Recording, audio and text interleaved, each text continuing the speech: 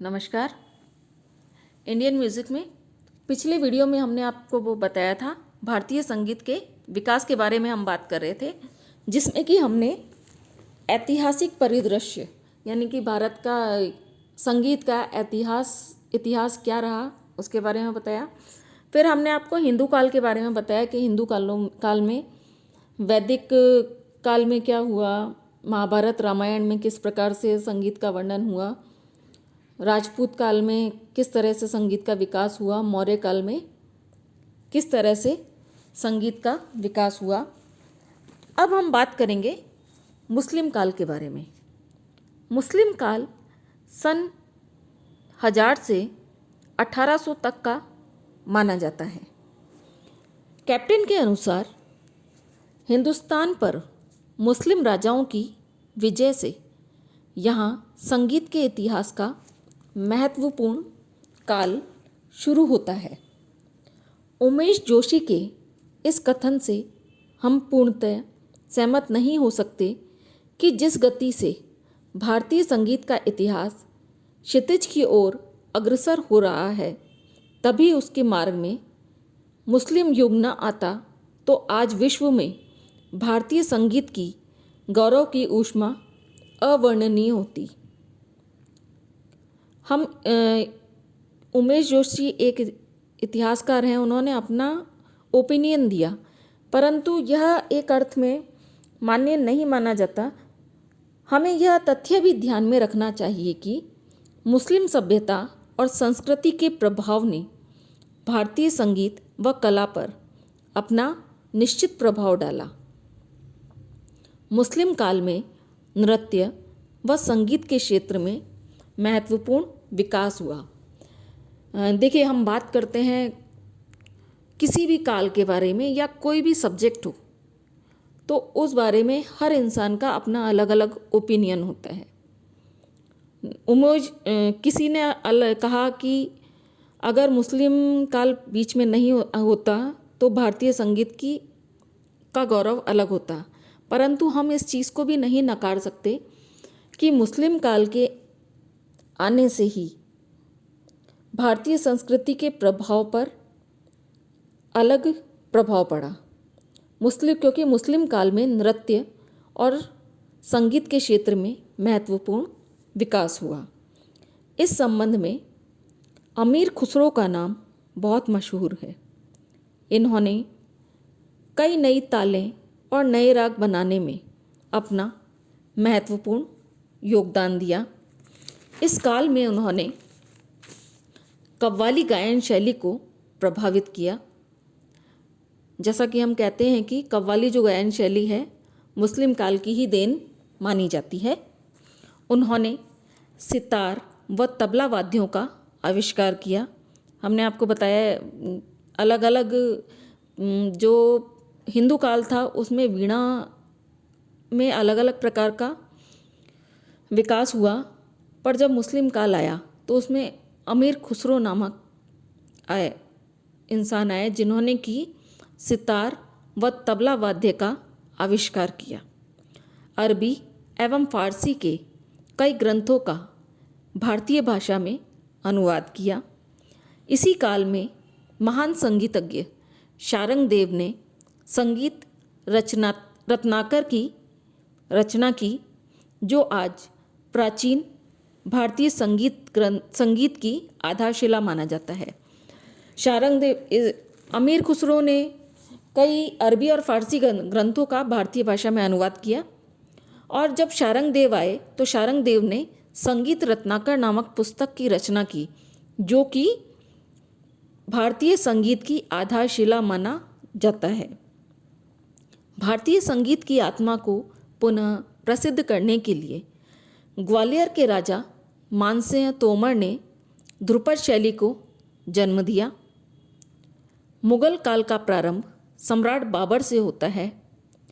इस काल में ख्याल, कव्वाली, गज़ल आदि गीत शैलियों का प्रचलन हुआ। इसी समय पंडित रामामात्य ने स्वर मेल कलानिधि नामक पुस्तक लिखी। सम्राट अकबर के समय में स्वामी हरिदास, उनके शिष्य तानसेन ब्रजचंद्र आदि महान संगीतज्ञ थे। तानसेन ने कई रागों की रचना की, जिसमें दरबारी कांधड़ा, सारंग, मियाँ मल्हार आदि उल्लेखनीय हैं। इसी समय में भारत के सोमनाथ ने राग विबोध नामक ग्रंथ की रचना की। पंडित दामोदर ने संगीत दर्पण नामक ग्रंथ इसी समय लिखा। यद्यपि औरंगजेब को संगीत विरोधी सम्राट माना जाता है, लेकिन ऐसे प्रमाण मिले हैं कि उन्होंने खुशाल खां, हरसन जैसे संगीतकारों पर विशेष कृपा की। मोहम्मद शाह रंगीले के दरबार में सदारंग व अदारंग संगीतज्ञ थे।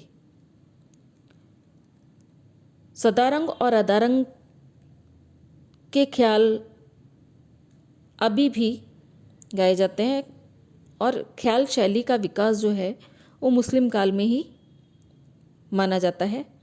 मुगल काल में एक महत्वपूर्ण विकास यह हुआ कि संगीत व भक्ति काव्य के बीच अद्वितीय संबंध स्थापित हुआ। कबीरदास, सूरदास, मीरा, चैतन्य महाप्रभु जैसे कवियों की रचनाएं आज भी संगीत में महत्वपूर्ण स्थान रखती है। तो हम मुस्लिम काल की बात कर रहे हैं, तो मुस्लिम काल में अमीर खुसरो ने सितार व तबला वाद्य का आविष्कार किया, जो आज के समय में बहुत महत्वपूर्ण वाद्य यंत्र माने जाते हैं। शारंग देव ने संगीत रत्नाकर नामक ग्रंथ की रचना की, जो कि संगीत की आधारशिला माना जाता है। ग्वालियर के राजा मानसिंह तोमर ने ध्रुपद नामक गायन शैली का विकास किया, जो कि बहुत महत्वपूर्ण गायन शैली है। और इसी समय में तानसेन जैसे गायक आए, जिन्होंने कि बहुत अधिक रागों की रचनाएं की।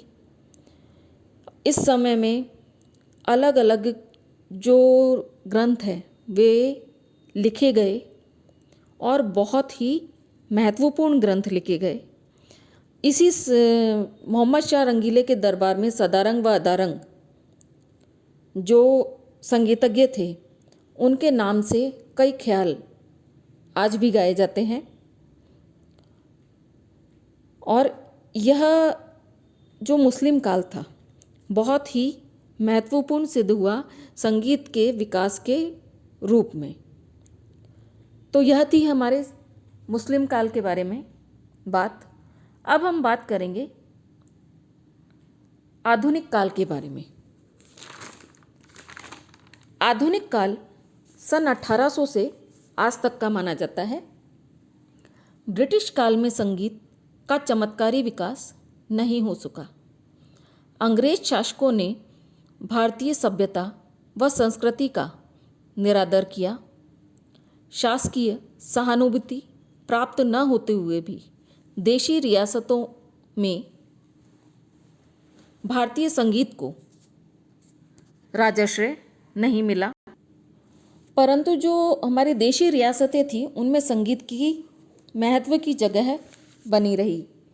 ब्रिटिश लोगों ने तो संगीत को राजश्रय नहीं दिया, परंतु हमारे जो देशी शासकीय रियासतें थी उन्होंने संगीत को महत्व दिया, जिसके फलस्वरूप उसके गुण व परिणाम में कमी आती गई। ब्रिटिश काल में जो संगीत को राजश्रय नहीं मिला, उसके फलस्वरूप इसके गुण व परिणाम में कमी आती गई।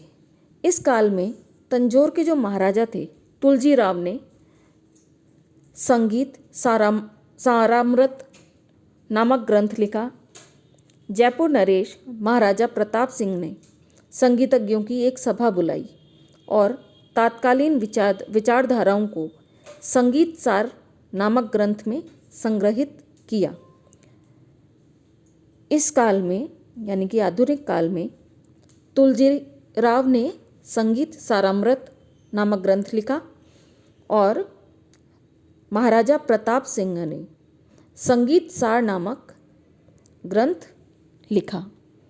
19वीं शताब्दी के पूर्वार्ध में मोहम्मद रजा नामक विद्वान ने नगमाते आसफ़ी नामक समीक्षा ग्रंथ लिखा। कृष्णानंद व्यास ने राग कल्पद्रुम नामक ग्रंथ की रचना की।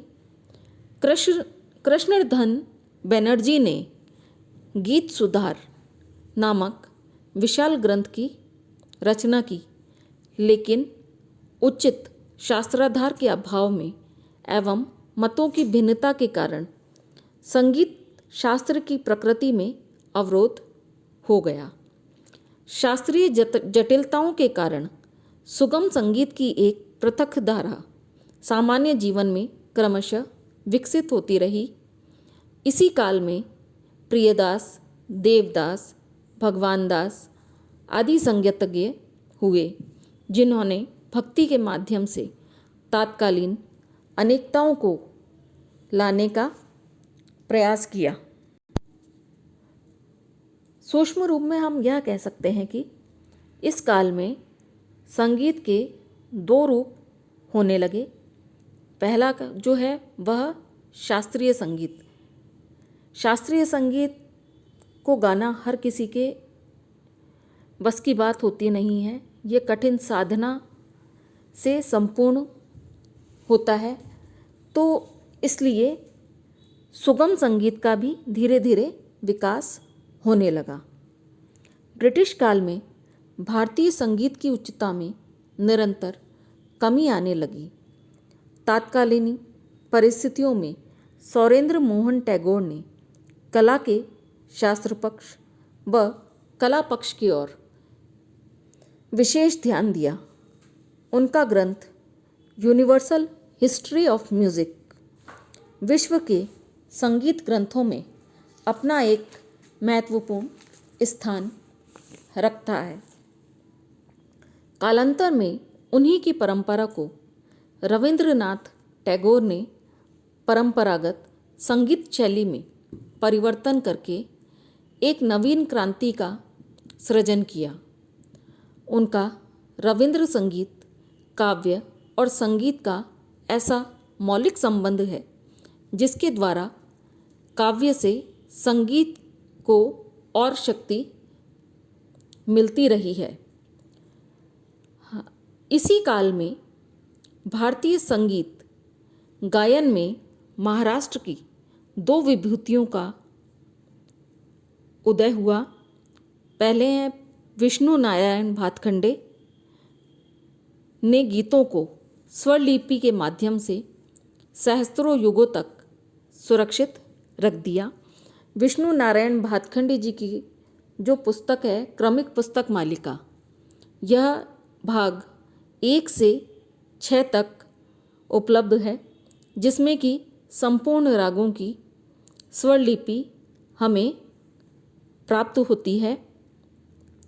इन्होंने स्वरलिपि पद्धति का निर्माण करके जो रागों के जो गीत हैं उन्हें युगों तक सुरक्षित कर दिया। उन्होंने स्वरलिपि का निर्माण किया, शास्त्र संबंधी अनेक विवादों को समाप्त करके थाट राग पद्धति का आविष्कार किया। भातखंडे जी जो हैं उन्होंने सारे शास्त्रों के जो विवाद हैं उन्हें समाप्त करके थाट पद्धति का आविष्कार किया। और उत्तर भारतीय संगीत पद्धति, जो हम कहते हैं कि संगीत पद्धति 2 प्रकार की मानी जाती है, उत्तर भारतीय तथा दक्षिण भारतीय। उत्तर भारतीय संगीत पद्धति का विकास पंडित विष्णु नारायण भातखंडे जी के द्वारा ही माना जाता है। और इसमें जो इन्होंने थाट पद्धति का जो आविष्कार किया, वही जो भातखंडे जी के 10 थाट हैं, प्रचलित 10 थाट, उसी के आधार पर अलग अलग रागों का निर्माण हुआ है। यानी कि जो सारी रागें हैं वह इन्हीं 10 थाटों के अंतर्गत आती हैं। दूसरा जो हमारे इस युग में हुए पंडित विष्णु दिगंबर पलुस्कर जी, पहले थे भातखंडे जी। भातखंडे जी ने उत्तर भारतीय संगीत पद्धति का विकास किया। दूसरे हैं विष्णु दिगंबर पलुस्कर जी की ने भी स्वरलिपि पद्धति का आविष्कार किया। ये और भारतीय संगीत में एक सरल शैली का सूत्रपात किया। पंडित दिगंबर जी की जो पलुस्कर जी की स्वरलिपि पद्धति जो है वह दक्षिण भारत में प्रचलित है। तात्कालीन संगीतकारों और संगीत शास्त्रों में रामकृष्ण, बालकृष्ण बुआ इचलंजीकर, राजा भैया पूछवाले, राजा नवाब अली आदि के नाम उल्लेखनीय हैं। हम यह बताएंगे कि आपको कि जो आधुनिक काल है, आधुनिक काल में रविंद्र संगीत का उदय हुआ, हिंदुस्तानी संगीत पद्धति का उदय हुआ, दक्षिण भारतीय संगीत पद्धति का उदय हुआ, भातखंडे जी ने के द्वारा प्रचलित 10 थाटों का वर्णन हुआ और विष्णु दिगंबर पलुस्कर जी ने दक्षिण भारत में भी उनकी स्वरलिपि पद्धति का विकास किया। विष्णु दिगंबर पलुस्कर जी की पद्धति दक्षिण भारत में प्रसिद्ध है और पंडित विष्णु नारायण भातखंडे जी की स्वरलिपि उत्तर भारत में प्रसिद्ध है। स्वतंत्र भारत में संगीत के उत्थान के प्रति अधिक जागरूकता दिखाई गई। आज भारतीय जनता शास्त्रीय संगीत में अधिक रुचि ले रही है। संगीत विषय की चर्चा स्थान स्थान पर होने लगी है। वर्तमान समय में भारत संगीत को बहुत अधिक प्रोत्साहन मिल रहा है। संगीत विद्यार्थियों के लिए अध्ययन की सुविधा उपलब्ध हो रही है। भारतीय संगीत के प्रचार एवं संरक्षण हेतु विभिन्न संगठनों का आविर्भाव भी हुआ है।